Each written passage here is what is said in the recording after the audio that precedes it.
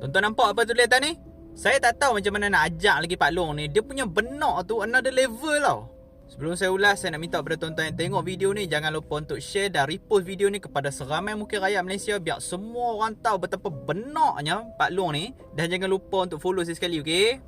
Jebat Dhaka masih dengan pandangan dia lah, mengatakan misi Sumuk Flotilla ni adalah misi bodoh, tak ada arah tuju dan sia-sia. Tapi lepas dia lepak dengan geng-geng yang sokong misi ni, dia ubah sikit statement dia.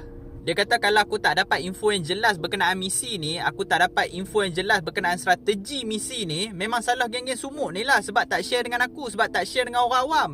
Aku termenung bila dengar dia cakap macam tu. Sebab orang Canada boleh tahu, orang Itali boleh tahu, orang Europe, semua orang tahu. Tiba-tiba hang cakap hang tak tahu. Lepas tu dia petikai pula, kenapa strategi tu tak dedahkan kepada umum supaya tak berlaku salah faham. Strategi mana boleh dedah dekat orang? Hang dulu masa dalam askar, hang dedah dekat musuh kau. Oh, kita mulakan serang kat sini. Kalau tak boleh kita pergi kat sini. Kalau tak boleh kita pergi kat belakang. Macam tu kah? Kalau macam tu punya cara, hang tak payah serang musuh. Musuh serang hang dulu. Sebab apa? Sebab dia tahu strategi hang macam mana.